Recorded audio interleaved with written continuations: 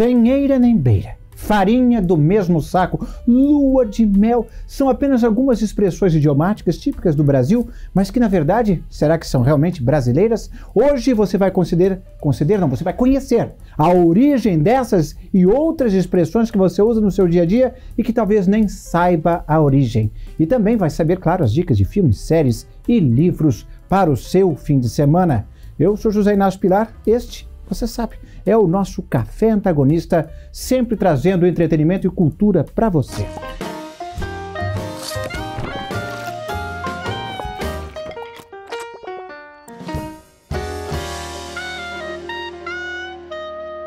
E já peço para que você deixe aqui o seu like, a sua curtida, você se inscreva no canal e espalhe o link deste programa para mais gente conhecer o Café Antagonista, que começa falando sobre língua portuguesa. Não. Isso porque ela é um baú de expressões curiosas, cada uma com uma história que reflete costumes, épocas e até ironias do passado. Vamos mergulhar na origem de 7 delas, revelando como nasceram e o que dizem sobre quem as criou. Hoje estamos culturalmente elevados. Perrapado, por exemplo, é uma das expressões mais antigas, já registrada no século XVII por Gregório de Matos, o Boca do Inferno. Usada para quê? Para descrever alguém pobre que vinha da imagem do trabalhador rural que, sem dinheiro para ter cavalos, charretes, etc., caminhava a pé e sujava os calçados ou mesmo os pés descalços de barro, tendo que os raspar em pequenas barras de ferro, de metal, antes de entrar nas igrejas para tirar a lama, ao passo que quem tinha dinheiro chegava com seus calçados limpos. E aí na hora que você rezava, ajoelhava, você mostrava o fundo do sapato e as pessoas falavam, olha lá, um pé rapado. E olha o passarinho. De onde vem essa expressão? Ela também tem raízes antigas. No século XIX, os fotógrafos, os primeiros, usavam máquinas lentas que obrigavam os fotografados a ficarem vários minutos imóveis, na mesma posição, enquanto a imagem era registrada. Para manter o foco dos clientes, sobretudo as crianças, eles inventavam alguns truques, algo para chamar a atenção e mantê-las focadas, como, por exemplo, apontar para um pássaro numa gaiola atrás de si. Olha o passarinho. E fazer vista grossa. Fazer vista grossa tem origem náutica, no século XVII. Marinheiros portugueses usavam o termo vista grossa para observações rápidas, imprecisas do mar. Sabe aquela dá uma olhadinha? Não tem nada lá não. E com isso ignoravam detalhes de propósito. Isso se tornou sinônimo de não prestar atenção em algo e fingir que não viu. Uma adaptação que caiu como uma luva na cultura brasileira de deixar passar pequenas ou não tão pequenas falhas e delitos. Na política, por exemplo. Você não viu nada. Outra versão também náutica diz que vem do termo em inglês turn a blind eye, ou usar o olho cego. A origem disso é o almirante Nelson famoso, que ficou cego de um olho logo no início da sua carreira.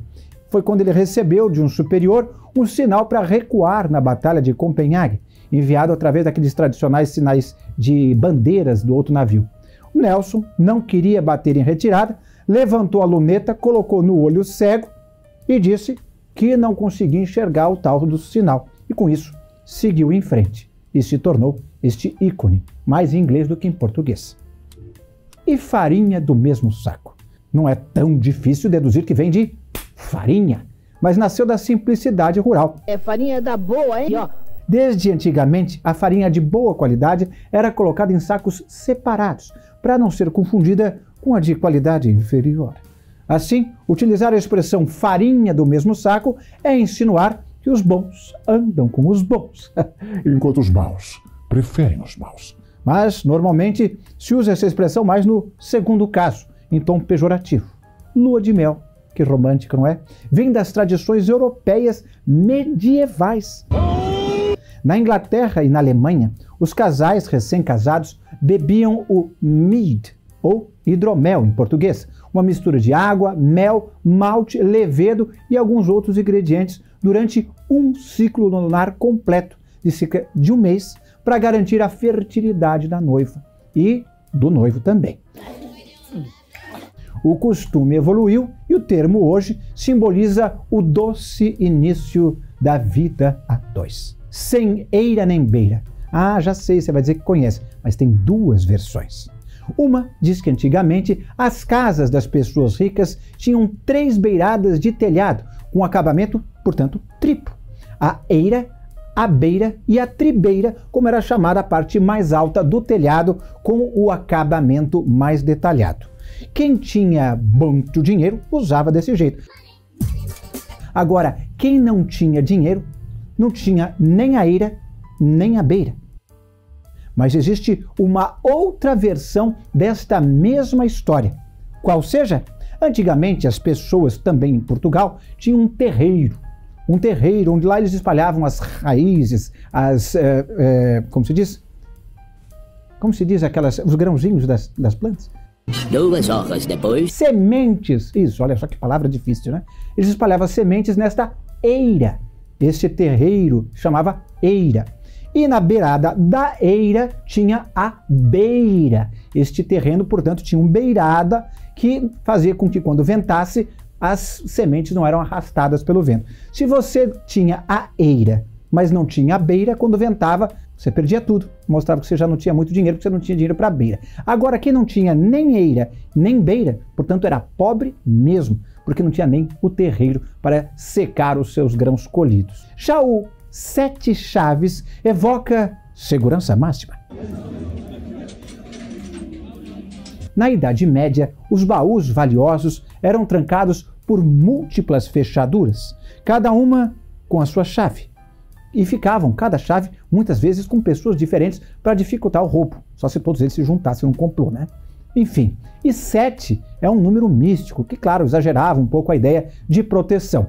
E no Brasil, essa expressão ganhou força para segredos ou tesouros bem guardados. Essas expressões, portanto, nascidas em contextos tão diferentes, da pobreza rural à realeza, da fotografia à superstição, mostram como a língua portuguesa absorve o cotidiano e leva adiante por séculos. E agora você, me diga, você conhecia todas essas expressões? Eira nem beira, sabia das duas versões? Escreva aqui embaixo nos comentários qual outra expressão que você usa ou já ouviu e acha muito curiosa, que eu quero saber. E agora chegou a hora do Pingado de Verdades, o quadro dos nossos parceiros do TV Pop, encabeçado por Gabriel de Oliveira. Gabriel, que curiosidade do mundo do entretenimento você nos traz agora?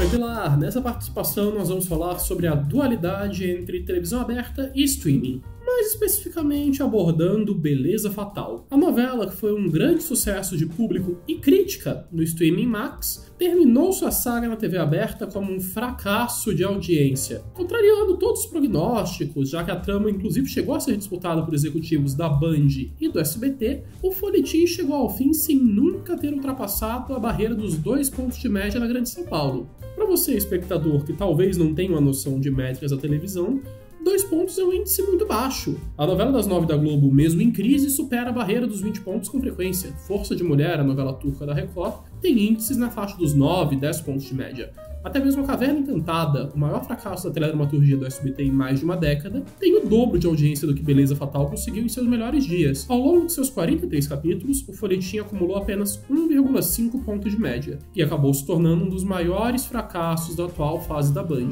que enfrenta um momento muito difícil no horário nobre desde que o R.R. Soares voltou a comprar parte da programação da emissora no ano passado. E agora vamos para as dicas de filmes e séries. Hoje eu tenho algumas especiais para você. Bom, são sempre especiais porque são sempre para você. Ah, que bonitinho. É? O cinema é o lugar que tem a reunião de Jackie Chan e Ralph Macchio, como o Sr. Han e o Daniel LaRusso. Isso em Karate Kid Lendas. Para instruir o mais novo pupilo das artes marciais neste filme que abraça todos os universos da franquia Karate Kid, desde a trilogia original dos anos 80 até o remake de 2010 com Jackie Chan e o Jaden Smith, filho do Will Smith, tapão na cara. E também a série Cobra Kai, que está na Netflix. Tudo junto neste filme para amarrar com chave de ouro. ou de prata ou de bronze, não sei, ou de latão. Não sei se é bom o filme, porque ainda não assisti, porque eu não fui convidado para aquelas sessões do cinema que os estúdios convidam algumas pessoas. Então fica aqui o meu remorso, meu rancor também. E você, quer uma comédia? Então eu tenho uma comédia nacional para você. Você já viu O Rei da Feira? É uma comédia com Leandro Hassum, que sempre bomba nas comédias brasileiras. Não é que eu tô achando engraçado. É uma comédia do diretor Felipe Jofili, onde você acompanha um feirante, olha só, que foi assassinado, mas que misteriosamente volta para ajudar a solucionar o próprio caso. É um tipo de humor bem, digamos assim, democrático. E no streaming, caso você não queira sair de casa, temos a chegada do polêmico filme Baby Girl, com Nicole Kidman, Harris Dickinson e Antônio Bandeiras. E por que esse filme é polêmico? Bom, é a história de uma alta executiva casada que tem um caso com o estagiário da firma. Mas a questão é que as cenas dos dois são bem fortes, a ponto da Nicole Kidman declarar que chegou a ficar fisicamente cansada de ter, como posso dizer, prazer físico daquele tipo em cena. Pois é, tá aí, Baby Girl. E na Netflix tem a série As 4 Estações do Ano. Uma série, uma comédia dramática que acompanha 3 casais de meia idade, como velhos amigos, mantém a tradição de viajar sempre juntos a cada nova estação. Só que tudo muda quando um dos casais se separa e o marido, Jack, começa a levar uma parceira muito mais jovem para as férias, gerando tensões e questionamentos. É com a Tina Fey e o Steve Carell que fez The Office. Vou te falar, maratonei esta série esse fim de semana, achei bem divertido. Não é uma comédia para você cair rolando, achando que é tipo The Office, com coisa idiota. That's what she said.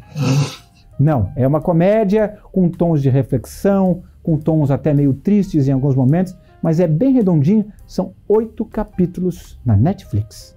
E o livro, Inácio? O livro da semana é um dos grandes, o Aleph, do Jorge Luis Borges, que conduz o narrador, devastado pela perda de sua mulher Beatriz, a um segredo cósmico. Um ponto minúsculo chamado o Aleph, que contém todos os lugares e tempos simultaneamente. Essa descoberta, escondida em um porão, consome o narrador com visões avassaladoras de tudo que existe, existiu e vai existir. Incapaz de traduzir esse infinito em palavras, ele enfrenta o peso de uma experiência que desafia a mente humana e a própria comunicação. O conto entrelaça luto, obsessão e um mistério pelo ilimitado. E é de Jorge Luis Borges. Não tem como dar errado. Agora, eu peço que você escreva aqui embaixo, nos nossos comentários, qual o programa, filme ou livro que você gostou muito e quer recomendar para todo mundo semana que vem. Esta edição ninguém escreveu, por isso que agora eu estou pedindo para você escrever, para que semana que vem, na edição da semana que vem, tenhamos um comentário bem legal, bem detalhado, com uma descrição rica de um filme, de uma série ou de um livro para os nossos amiguinhos aqui. Então, conto com você e com a sua dica para a semana que vem. Já curta o nosso programa, compartilha o nosso link, se inscreva no nosso canal e lembra, daqui a pouquinho sai às 4 da tarde outro Café Antagonista bombástico sobre o destino do jornalista José Luiz da Atena. Ele saiu de outro canal de televisão. E agora? O que será dele? Descubra às 4 horas no Café Antagonista, que também traz o Café Pelando. Até lá!